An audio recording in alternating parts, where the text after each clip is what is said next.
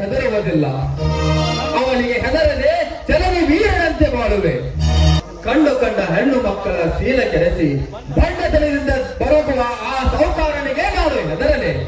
ಮಳೆತನದಲ್ಲಿ ಮಹಾಸ್ಥಿತಿವಂತ, ಶೌರ್ಯದಲ್ಲಿ ಭೀಮನಂತೆ ಶಕ್ತಿವಂತ, ಆನಂದ ದುಷ್ಟರನ್ನು ಎದುರು ಹಾಕಿಕೊಂಡು ಬದುಕುವುದು ಈ ಕಾಲದಲ್ಲಿ ಎಷ್ಟು ಕಷ್ಟವೆಂಬುದು ಮೊದಲು ನೆನಪಿನಲ್ಲಿಟ್ಟಿತು. ಇದೇ ರೀತಿ ಹಣದಿಂದ ಮುನ್ನಡೆದರೆ ನಮ್ಮ ಬಾಳೆಕ್ಕೂ ತೊಂದರೆ ಬರುತ್ತದೆ. ಎಚ್ಚರ. ಅವನನ್ನು ವಿಷದ ಜಾತು ಸೇಡಿಟ್ಟ ಸರ್ಪದಂತೆ ಸಮಯ ನೋಡಿ ಪಾಠ ಸಾಧಿಸದೆ ಬಿಡುವುದಿಲ್ಲ. ಅವನಿಗೆ ಎದುರಾದವರನ್ನು ಯಾರು ಎದುರಿಸಿಲ್ಲ. ಎದುರಾದರೆ ಕತೆ ಇರುವಂತೆ ದುಷ್ಟರ ಕಂಡು ದೂರವಿತ್ತು ಸಹಿಸಿಕೊಂಡು ಬಿಡು. ಈಗಲಾದರೂ ಅಣ್ಣನ ಜೊತೆ ಹೋಗಿ ನೆರೆದ ಘಟನೆಯ ಬಗ್ಗೆ ಕ್ಷಮೆ ಕೇಳಿದರೆ ಸಹಾಯ ಮಾಡಿದರೂ ಮಾಡಬಹುದು. ಸಾಧ್ಯವಿಲ್ಲ. ನೀವೆಲ್ಲರೂ ನನ್ನನ್ನು ಈಗಲೇ ಈ ಮನೆಯಿಂದ ಹೊರ ಹಾಕಿದರೂ ನನಗೆ ಚಿಂತೆ ಇಲ್ಲ. ನಿಮ್ಮ ದೃಷ್ಟಿಯಲ್ಲಿ ನಾನೊಬ್ಬ ಮೋಸಗಾರವೆನಿಸಿದರು ಆ ಸಾಹುಕಾರನಿಗೆ ನಾನು ತಲೆಬಾಗಿ ನಡೆಯುವುದಿಲ್ಲ. ಇದು ನಿನ್ನ ಕೊನೆಯ ತೀರ್ಮಾನವೇ? ಹೌದಲ್ಲ? ಇಷ್ಟೊಂದು ದುರಹಂಕಾರ ತನ್ನುವ ನಿನಗೆ ಸರಿಯಲ್ಲ. ಅಣ್ಣಂದಿರ ಮಾತನ್ನೇ ಮೀರಿ ನಡೆಯುವಷ್ಟು ದುರ್ಬುದ್ಧಿ ಒಳ್ಳೆಯದಲ್ಲ ನಿನ್ನ ಬಾಳಿಗೆ. ಇದೇ ರೀತಿ ನೀ ಹಣದಿಂದ ನಡೆದತೆಯಾದರೆ ನಮ್ಮ ಬಾಳಿಗೆ ತೊಂದರೆ ತಪ್ಪಿದ್ದಲ್ಲ. ಎತ್ತರದಿಂದಿರು. ನಿನ್ನ ಬಾಯಿಂದ ಇಂತಹ ಮಾತೆ? ಆ ದುಷ್ಟ ಸಾಹುಕಾರ ಶ್ರೀಮಂತನಾಗಿರುವುದರಿಂದ ಅವನಿಗೆ ನಾನು ತೆರೆಬಾಗಲಿಲ್ಲವೆಂದು ನಿನ್ನ ಕರುಳಿನ ಕುಡಿಯನ್ನೇ ಕತ್ತರಿಸುವಷ್ಟು ಕಠಿಣವಾಯಿತೇ ನಿಮ್ಮ ಮನಸ್ಸು. ಅದಕ್ಕಿಂತಲೂ ಬಿಗಿಲಾದದ್ದು ನಿಮ್ಮ ಅಣ್ಣನ ಭವಿಷ್ಯಕ್ಕೆ ಬೆಂಕಿ ಹಚ್ಚಿದ ನಿನ್ನ ದುಷ್ಟ ಗುಣಕ್ಕಾಗಿ. ಸಮಯ ಬಂದಂತೆ ನೀನು ಸಹನೆಯಿಂದ ಬದುಕಿದರೆ ಯಾವಾಗಲೂ ನಿನ್ನ ಬದುಕು ಮುಳ್ಳಿನ ಹಾಸಿಗೆಯಾಗಬಹುದು. ಮೊದಲು ನೆನಪಿರಲಿ, ಶಾಂತಿ ಸಹನೆಯಿಂದ ಬಾಳುವ ಬದುಕಿಯ ಎಂತ ಕಷ್ಟಗಳಿಂದಲೂ ಎಂತ ದುಷ್ಟರಿಂದಲೂ ಬದುಕಿ ಬಾಳಗಲ್ಲ. ದುಡುಕಿದರೆ ಕೆಡುಕುಗಳ ಬಲೆಯಲ್ಲಿ ಸಿಲುಕಿ ಅಶಾಂತಿಯಿಂದ ತೊಳಲಾಡಬಲ್ಲ. ನನ್ನಿಂದ ಇನ್ನು ಮುಂದೆ ಈ ಮನೆಗೆ ತೊಂದರೆಯಾಗುವುದೆಂದರೆ ನಾನೇ ಈ ಮನೆ ಬಿಟ್ಟು ದೂರ ಹೋಗುತ್ತೇನೆ. ಪ್ರೀತಿಯಿಂದ ಬೆಳೆಸಿದ ನಿಮ್ಮೆಲ್ಲರನ್ನು ಅಗಲಿ ಹೋಗುವುದಕ್ಕೆ ನನ್ನ ಮನಸ್ಸು ಕೂಡ ಒಪ್ಪದು. ಆದರೆ ಇಲ್ಲಿಯೇ ಇದ್ದರೆ ಮೊದಲಿನ ಪ್ರೀತಿ ನನಗೆ ಸಿಗಲಾರದು. ಅಣ್ಣ, ನಾನು ಎಲ್ಲಿಯೇ ಇರಲಿ ನಿಮ್ಮ ತಮ್ಮನಾಗಿಯೇ ಬದುಕುವೆ. ಯಾವತ್ತೂ ನಿಮ್ಮ ಆಶೀರ್ವಾದವನ್ನೇ ಬಯಸುತ್ತೇನೆ. ನಾನಿನ್ನು ಬರ್ತೀನಿ ಅಣ್ಣ.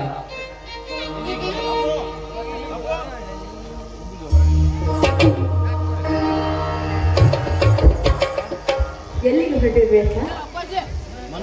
ಮನ ತಿಳಿದಂತೆಗೆ ಅತ್ತಿಗೆ, ನೆಮ್ಮದಿ ಪ್ರೀತಿ ಸಿಗುವಂತೆಗೆ, ನ್ಯಾಯ ನೀತಿ ಸಿಗುವಂತೆಗೆ. ಅತ್ತಿಗೆಮ್ಮ, ಅಣ್ಣಂದಿರ ದೃಷ್ಟಿಯಲ್ಲಿ ನಾನು ತುಂಬಾ ಕೆಟ್ಟವನಾಗಿರುತ್ತಿವೆ. ನನ್ನಿಂದಲೇ ಸಾಹುಕಾರ ಸಾಲ ಕೊಡಲಿಲ್ಲವೆಂದು ಅಣ್ಣನ ಓದಿಗೆ ಅಡ್ಡಿಯಾದನೆಂದು ಇವರ ಮನಸ್ಸಿಗೆ ತುಂಬಾ ಕಠೋರವಾಗಿದೆಯಮ್ಮ. ನಾನು ಅವನಿಗೆ ತೆರೆಬಾಗಲಿಲ್ಲವೆಂದು ಅವನಿಂದ ಈ ಮನೆಗೆ ಕೆಟ್ಟ ಬುದ್ಧಿ ತಪ್ಪಿದ್ದಲ್ಲ ಅಂತ ಹೆದರಿಕೆಯಾಗಿದೆ. ಆದ್ದರಿಂದ ನಾನು ನಿಮ್ಮೆಲ್ಲರನ್ನು ಬಿಟ್ಟು ಬಹು ದೂರ ಹೋಗುತ್ತೇನೆ. ಅಕ್ಕಮ್ಮ,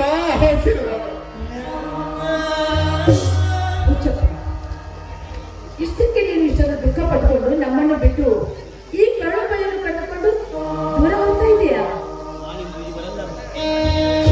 ನನ್ನಿಂದಲೇ ಇವರೆಲ್ಲರಿಗೂ ತುಂಬಾ ಮೋಸವಾಗುತ್ತದೆ. ನಾನು ಅದು ಹೇಗೆ ಇರಲಮ್ಮ? ಮನ ಮುರಿದ ಮೇಲೆ, ಮನಸ್ಸು ಕಡಿದ ಮೇಲೆ ಈ ಮನೆಯಲ್ಲಿ ನಾನು ಹೇಗೆ ಇರಲಮ್ಮ? ಅತ್ತಿಗೆ, ನಾನು ಹೇಗೆ ಇರಲಿ? ಯಾರು ಹೇಳಿದ್ರು ನೀನು ತಪ್ಪು ಮಾಡಿದೆಯಾ ಅಂತ? ಯಾರು ಹಾಗಂತ ನಿನಗೆ ತಿಳ್ಕೊಂಡಿದ್ದವರು? ನೋಡು, ನೀನು ಇನ್ನು ಮುಂದೆ ಆ ದುಷ್ಟನಿಗೆ ಅಂಜಿ ನಡೆಯಬೇಕಾಗಿಲ್ಲ. ವೀರನಾಗಿ ಶೂರನಾಗಿ ಅವನಿಗೆ ಧೈರ್ಯದಿಂದ ಬದುಕಬಹುದು. ನೋಡು, ನ್ಯಾಯ ನೀತಿ ಧರ್ಮ ನೀನೊಳಗೆ ಇಟ್ಟುಕೊಂಡು ನೀನು ಬಾಳಬೇಕಾದ್ರೆ ನಿನ್ನ ಆತ್ಮೆ ಆಗಿದೆ. ಗೌರಿ, ಅವನು ಮಾಡಿದ ತಪ್ಪೇನೆಂಬುದನ್ನು ತಿಳಿದುಕೊಳ್ಳಲಾರದೆ ಅವರ ಪರವಾಗಿ ಮಾತನಾಡಿರುವೆಯಾ? ನೀನು ಇಷ್ಟೊಂದು ಪ್ರೀತಿಯಿಂದ ಕಂಡದ್ದಕ್ಕೆ ಇವನು ಇಷ್ಟೊಂದು ದುರಹಂಕಾರಿಯಾಗಿದ್ದಾನೆ. ಏನ್ರಿ, ನಾನೆಲ್ಲ ತಿಳಿದು ಮಾತಾಡ್ತಾ ಇದ್ದೀನಿ. ಅವನು ಯಾವ ತಪ್ಪು ಮಾಡಿದನಂತ ತಿಳ್ಕೊಂಡು ನೀವು ಈ ರೀತಿ ಮಾತಾಡ್ತಾ ಇದ್ದೀರಾ? ಅವನು ತಪ್ಪುಗಳನ್ನೆಲ್ಲ ಅಂತ ನನಗೆ ತಿಳಿದು ನಾನು ಈ ರೀತಿ ಹೇಳ್ತಾ ಇರೋದು. ನೋಡಿ, ನೀವೆಲ್ಲರೂ ನನ್ನನ್ನು ಹೆತ್ತ ತಾಯಿ ಅಂತ ತಿಳ್ಕೊಂಡಿದ್ರೆ ನನ್ನದೊಂದು ಮಾತಿದೆ. ದಯವಿಟ್ಟು ನೀವು ನಡೆಸ್ಕೊಡ್ತೀನಿ ಅಂತ ಹೇಳಿದ್ರೆ ಆ ಮಾತನ್ನು ನಾನು ನಿಮ್ಮ ಮುಂದೆ ಹೇಳ್ತೀನಿ. ಒಂದು ವೇಳೆ ನನ್ನಿಂದ ನಿಮಗೆ ಏನಾದರೂ ತೊಂದರೆ ಆಗುತ್ತೆ ಅನ್ನೋ ಆಸೆ ಇದ್ರೆ ದಯವಿಟ್ಟು ನನ್ನ ಮಾತನ್ನು ನಡೆಸಿಕೊಡ್ಬೇಡಿ. ಹೇಳಿ, ನನ್ನ ಮಾತನ್ನು ನಡೆಸಿಕೊಡಲು ನೀವು ಸಿದ್ಧರಿದ್ದೀರಾ? ಗೌರಿ, ನಿನಗೇನು ಹುಚ್ಚು ಹಿಡಿದಿದೆ? ಈ ರೀತಿ ಯಾಕೆ ಮಾತನಾಡುತ್ತಿರುವೆ? ನನಗೇನು ಆಗಿಲ್ಲ. ಆ ದೇವರ ದಯದಿಂದ ನಾನು ಚೆನ್ನಾಗೇ ಇದ್ದೇನೆ. ದಯವಿಟ್ಟು ತಾಯಿ ಮಕ್ಕಳ ನಡುವೆ ನೀವು ಮುಖವನ್ನು ಮುಂದೆ ತರಬೇಡಿ. ನಿಮ್ಮ ದುಃಖಕ್ಕೆ ದೂರ ಮಾಡಲು ಆ ದೇವರಿದ್ದಾನೆ. ಯಾಕಪ್ಪ, ಯಾಕೆ ಸುಮ್ಮನಾಗಿ? ನಮ್ಮ ಅತ್ತಿಗೆ ನಮಗೆ ತೊಂದರೆ ಕೊಟ್ಟಿದ್ದಾಳ ಅಂತ ನಿಮಗೆ ಭಯ ಅನ್ನಿಸ್ತಾ ಇದೆಯಲ್ಲ? ಹಾಗೇನಾದ್ರೂ ನಿಮ್ಗೆ ಅನ್ಸುತ್ತೆ? ದಯವಿಟ್ಟು ನೀವು ಮಾತು ಕೊಡ್ಲೇಬೇಡಿ. ಅತಿಯಮ್ಮ, ನೀನು ಪ್ರಾಣ ಕೇಳಿದರೂ ಈ ಶಿರವನ್ನೇ ಕಳೆದು ನಿನ್ನ ಪಾದದ ಮೇಲೆ ಸಿದ್ಧರಿರುವಾಗ ಈ ಮೈದುನರ ಮೇಲೆ ಅನುಮಾನ ಬೇಡ. ಅತಿಗಮ್ಮ, ಅನುಮಾನ ಬೇಡ. ನೀನಾವ ಮಾತು ಹೇಳಿದರೂ ಶಿರಸ ವಹಿಸಿಕೊಡುತ್ತೇವೆ ಎಂದು ನಿನಗೆ ಪ್ರಮಾಣ ಮಾಡುತ್ತೇವೆ. ಸಾಸು ತಪ್ಪದ ಮೈದನರು ಎಂದು ನಾವು ನಿನಗೆ ಪ್ರಮಾಣ ಮಾಡುತ್ತೇವೆ. ಮಾತು ಕೊಡುವುದು ಅಷ್ಟು ಸರಳವಾದ ಮಾತಲ್ಲ. ಮಾತು ಆಡಿದರಾಯ್ತು, ಮುತ್ತು ಒಡೆದು ಹೋಯ್ತು ಅಂತ ಹೇಳ್ತಾರೆ. ಹಾಗಾಗಿ ಕೊಟ್ಟ ಮಾತನ್ನು ಜೀವನದುದ್ದಕ್ಕೂ ನೀವು ನಡೆಸಿಕೊಂಡು ಹೋಗ್ತೀನಿ ಅಂದ್ರೆ ಮಾತ್ರ ಮಾತು ಕೊಡಿ. ಇಲ್ಲವಂದ್ರೆ ಕೊಟ್ಟು ನೀವು ನೊಂದುಕೊಳ್ಳೋದು. ಆ ಮಾತನ್ನು ನಾನು ತೆಗೆದುಕೊಂಡಿಲ್ಲ ಅಂತ ನನಗೂ ನೆಮ್ಮದಿ ಇಲ್ಲದಂತಾಗುತ್ತದೆ.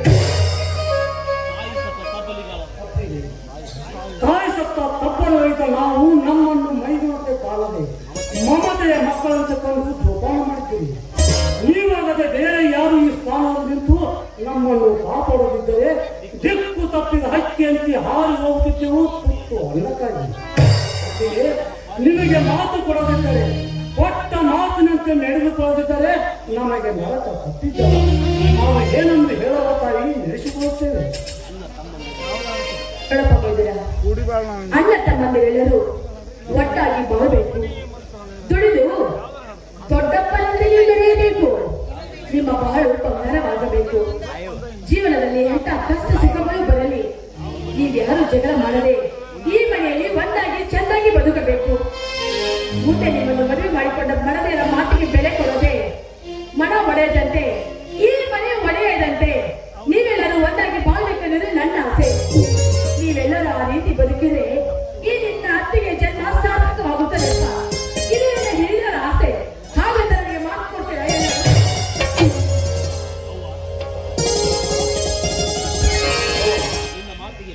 ನಿನ್ನ ಮಾತಿಗೆ ಮನಸಾರೆ ಒಪ್ಪಿ ಪ್ರಮಾಣ ಮಾಡಿ ಹೇಳುತ್ತೇವೆ. ಕೊನೆವರೆಗೂ ನಮ್ಮ ಅಣ್ಣ ತಮ್ಮಂದಿರೆಲ್ಲರೂ ಒಂದಾಗಿ ಹೋಗುತ್ತೇವೆ.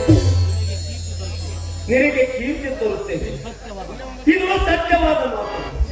ಇದು ನೀನು ಚಿಂತೆ ಮಾಡಿದ್ರೆ ಸದಾ ನಗು ನಗುತ್ತಾ ಇರುತ್ತಾ ಈ ನಮ್ಮ ಬದುಕಿಗೆ ಬೆಳಕನ್ನು ನೀಡು.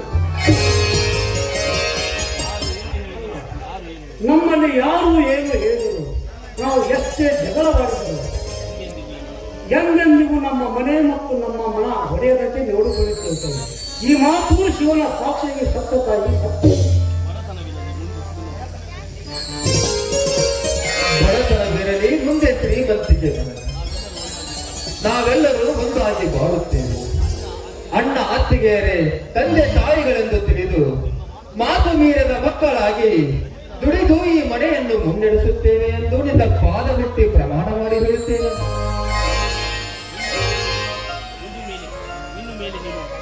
ಅತ್ತಿಗೆಮ್ಮ, ಇನ್ನು ಮೇಲೆ ನೀವು ನಗು ನಗುತ್ತಾ ಇರಬೇಕು. ನೀವು ನಕ್ಕರೆ ನಮ್ಮ ಮದುವೆ ಹಾಲು ಸಕ್ಕರೆ. ಆಯ್ತಪ್ಪ, ನೀವೆಲ್ಲರ ಮಾತು ಕೇಳಿ ನನಗೆ ಹಾಲು ಕೊಡೋದಕ್ಕೆ ಸಂತೋಷವಾಯಿತು. ನೀವೆಲ್ಲರೂ ದುಡಿಯಬೇಕು. ಈ ಊರ ಜನರಲ್ಲಿ ನೀವು ದೊಡ್ಡಪ್ಪನಾಗಿ ಬಾಳಬೇಕು. ಆ ದೇವರಲ್ಲಿ ನಾನು ಬೇಡ್ಕೊಳ್ಳೋದು ಒಂದೇ. ಇದೇ ನನ್ನ ಹಿರಿಯ ಆಸೆಯಪ್ಪ. ನಿನ್ನ ಆಸೆ ಖಂಡಿತ ನೆರವೇರುತ್ತದೆ. ಮಾತು ತಪ್ಪ ಸರ್ಪದ ಮೈದುನಲ್ಲಿರುವಾಗ ಅನುಮಾನದ ಶಂಕೆ ಮೂಡದಿರಲಿ ನಿನ್ನ ಮನದಲ್ಲಿ. ಅಣ್ಣ ಅತ್ತಿಗೆಯರೇ ಹೆತ್ತ ತಂದೆ ತಾಯಿಗಳೆಂದು ತಿಳಿದು ಬದುಕುವ ನನ್ನ ತಮ್ಮಂದಿರು ಶೌರ್ಯವಂತರು ಹೌದು, ಬುದ್ಧಿಶಾಲಿಗಳು ಹೌದು. ಗೌರಿ, ಇದೆಲ್ಲ ಹೋಗ್ಲಿ, ರಮೇಶನ ಜೀವನದಕ್ಕೆ ಸ್ವಲ್ಪ ವಿಚಾರ ಮಾಡುವಾಗಲೇ ನೋಡಿ, ಎಲ್ಲದಕ್ಕೂ ನಾನು ಒಂದು ರೀತಿ ವಿಚಾರ ಮಾಡ್ಕೊಂಡೇ ಬಂದಿದ್ದೇನೆ. ನೀವೆಲ್ಲ ಸ್ವಲ್ಪ ಶಾಂತವಾಗಿ ನಿಂತ್ಕೊಳ್ಳಿ, ಬರ್ತೀನಿ.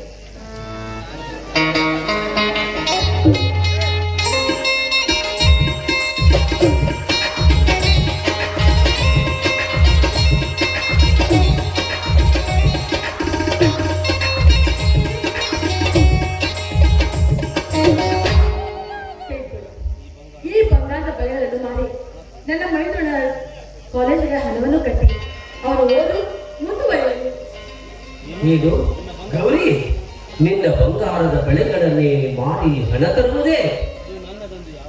ಇದು ನನ್ನದು ಅಂತ ನಿಮಗೆ ಯಾರೇ ಹೇಳಿದ್ರು ನೋಡಿ, ಈ ನನ್ನ ಬಂಗಾರದ ಮೈದುನ ಬದುಕು ಬಂಗಾರವಾಗಿ ಮುಂದೆ ಅವರು ಒಳ್ಳೆ ನೌಕರಿದಾರರಾಗಿ ಬಂದ್ರೆ ಈ ನಮ್ಮ ಮನೆಯ ಸಂಸಾರ ಆನಂದ ಸಾಗರವಾಗುತ್ತೆ. ಈ ನಮ್ಮ ಜನ್ಮ ಸಾರ್ಥಕವಾಗುತ್ತದೆ ರೀ, ಸಾರ್ಥಕವಾಗುತ್ತದೆ.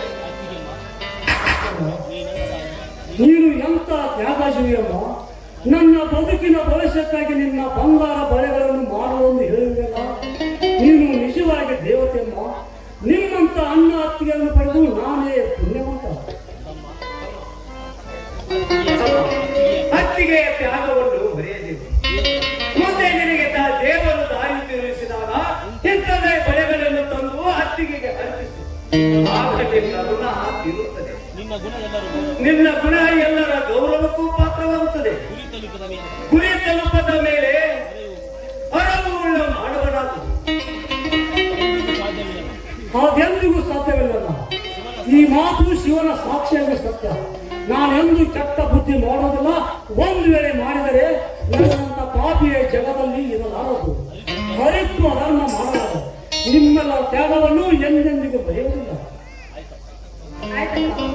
ಬುದ್ಧಿವಂತರಿಗೆ ಹೇಳೋದು ಒಂದೇ ಮಾತು, ಆದ್ರೆ ತಿಳಿದುಕೊಂಡು ನಡೆದರೆ ಸುಖಮಯ ಕಾಲ ಎಲ್ಲರಿಗೂ ಇರುತ್ತೆ. ಇಲ್ಲವಾದರೆ ಸಂತೋಷ, ಸಿಹಿ ಸಕ್ಕರೆ ಕೂಡ ವಿಷವಾಗುತ್ತದೆ. ನೀವೆಲ್ಲರೂ ಒಟ್ಟಾಗಿ ಬಾಳಿ ಬದುಕಿದ್ರೆ ಅದೇ ನಿಮ್ಮ ಅತ್ತಿಗೆ ಸಂತೋಷ.